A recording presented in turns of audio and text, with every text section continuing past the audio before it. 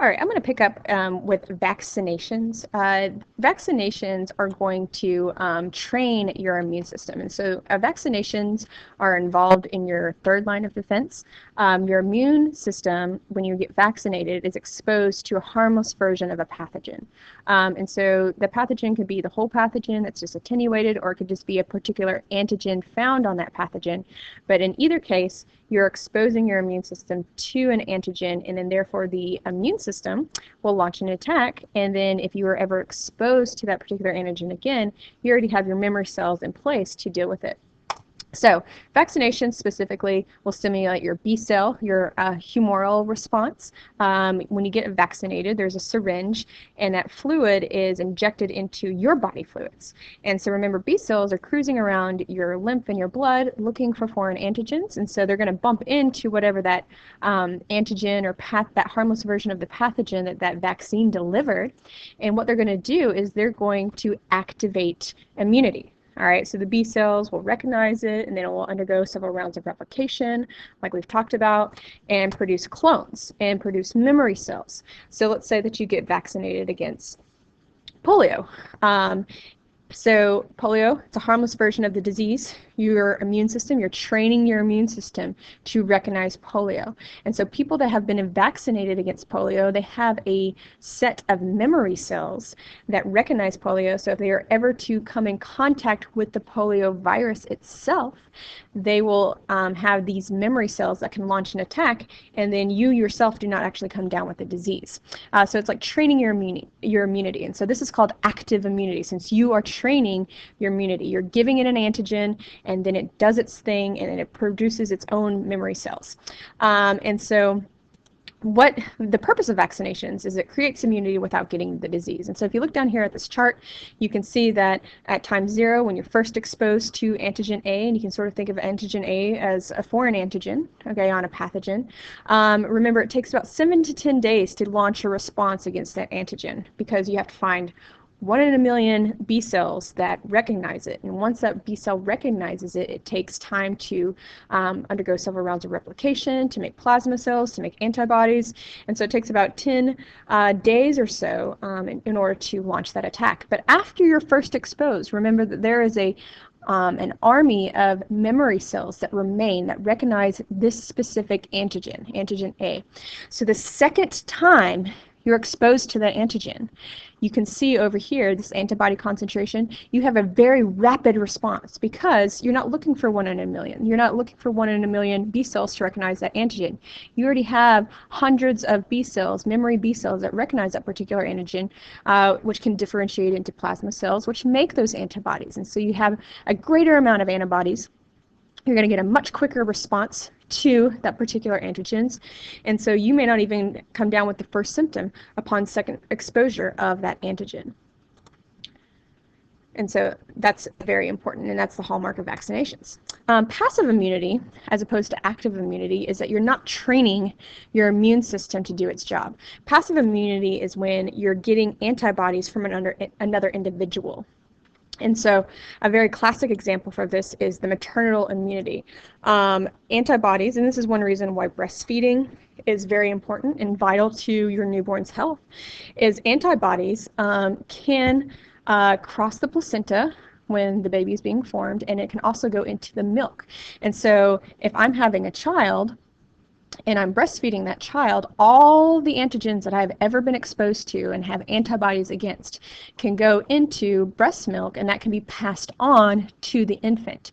And so when the infant ingests that, they have those antibodies that can fight off any infection that I have been exposed to. Now, the problem of this is that you're not training your infant. You're just giving them antibodies. You're not giving them antigens, because antigens stimulate the production of antibodies. And so you're just giving them antibodies. And so therefore, this is called passive immunity and not active immunity. Another thing is injection.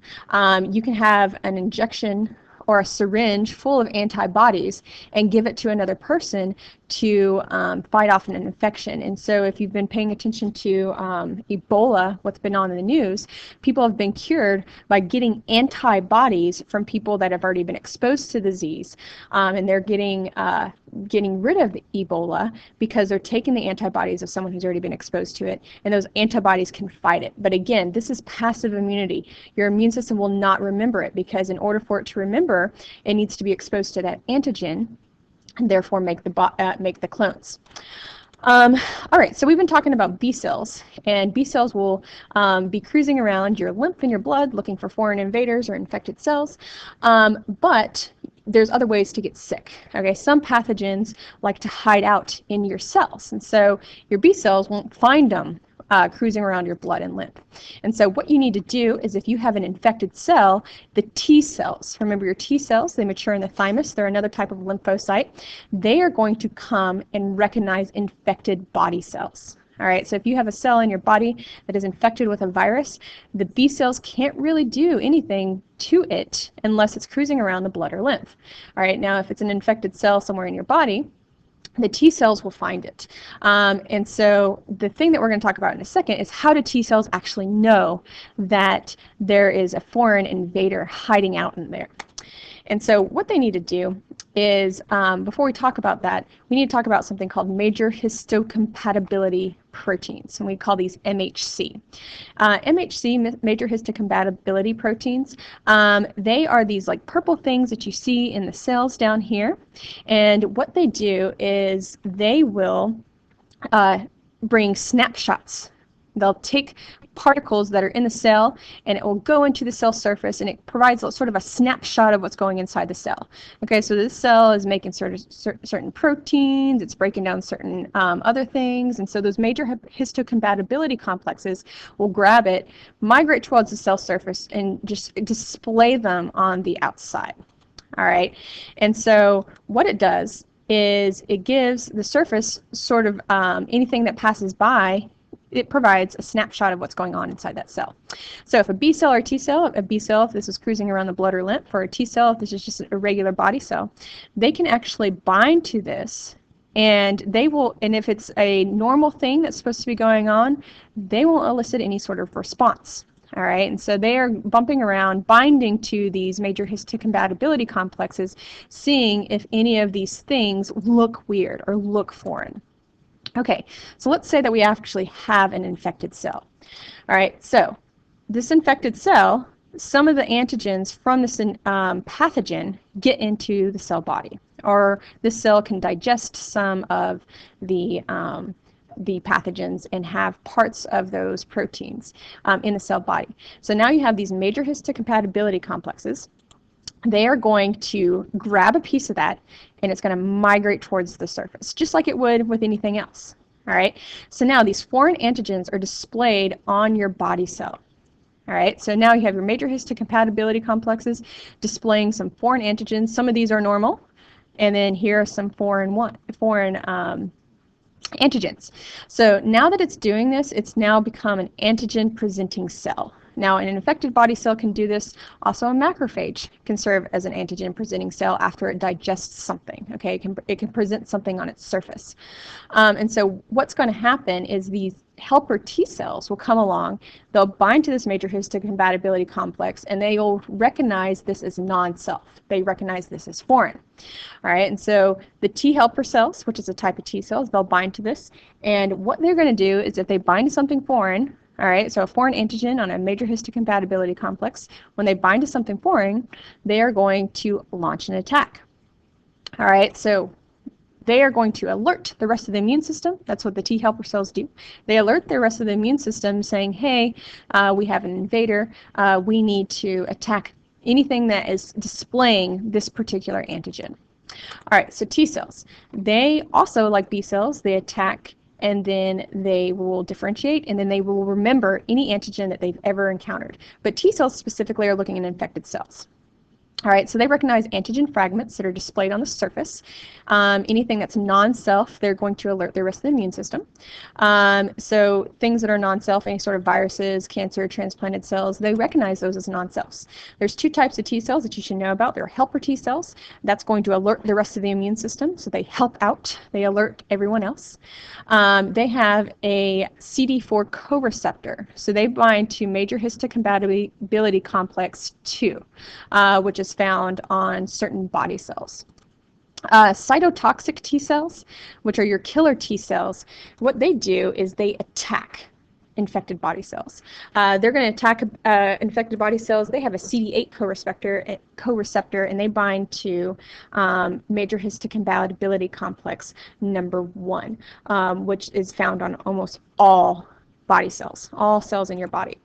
And then you have memory T cells, and these are the things that remain after infection. So after a helper T cell alerts the rest of the immune system and activates cytotoxic T cells, and they deal with a particular antigen that's on a foreign invader, you have a subset of memory T cells that remain. And so this, again, a hallmark of the third line of defense is the memory. So you have these army of memory T cells that will remain in your system. So if they ever come in contact with that pathogen again, they will take care of it.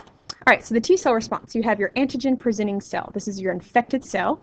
The helper T cell recognizes that something weird is going on because this major histocompatibility complex has taken a particle and brought it to the surface, and so it's providing a snapshot of what's going on inside the cell. Inside the cell, there's something weird going on. This helper T cell sees that it's weird. All right, so we recognize it, or remember your macrophages, and these can be part of your second line of defense, okay? These are non-specific, these macrophages. They'll just digest anything that looks weird, and they also, too, have major histocompatibility complexes that bind these foreign things, bring them to the surface. A helper T cell will also bind to that and recognize it. Okay, so in either case, these helper T cells recognize that there's something weird going on in these cells. And so what they're going to do is they're going to secrete a chemokine called interleukin-1. Interleukin-1 is going to stimulate the differentiation of helper T cells that recognize this particular antigen. So now you have an army of helper T cells that get made, and we call these clones. So now these helper T cells secrete another chemokine called interleukin-2. That's going to activate killer T cells. These are cytotoxic T cells, and they're also going to, interleukin-2 is going to stimulate the humoral response, okay? And so this is one cool thing about the helper T cells, is that it's involved in recognizing infected cells, but it also is involved with the second line of defense, which are activated macrophages. It helps stimulate killer T cells, but it also stimulates the humoral response. And so these things are very, very, very, very, very important. Interleukin-2 is going to stimulate the production of B cells that recognize this particular antigen. And so these things are super, super helpful. And of course, we've already talked about what these things do. Let's talk about what killer T cells do. So killer T cells are going to go around and look for any cell that is infected, displaying that particular foreign antigen. And so what it does is once it finds it, it's going to destroy it. That's hence the name killer T cells. All right, so it binds to the target cell. If the target cell is infected, it's going to have that major histocompatibility complex on its surface. It's going to be displaying a foreign antigen. That killer T cell is going to bind to it. All right, once it's bound to it, and as you can see here is an infected cell, and this little red thing right here looks like a virus, and here this purple thing right here is displaying a part of that virus. Okay, so this is your major histocompatibility complex displaying the foreign antigen. All right, the cytotoxic T cell is going to bind to that major histocompatibility complex, and what it's going to do is it's going to secrete perforin. We have talked about this before. What perforin is it's a series of proteins that are secreted, so it secretes perforin, and what perforin does is it punctures the hole in a cell membrane of the infected cell, thus killing the cell. And so that's what killer T cells do. And so they're going to eliminate some of your body cells that are infected because they want to kill that and they don't want it to spread. And so that's what killer T cells do, and that's the T cell response. And if you have any questions, please let me know.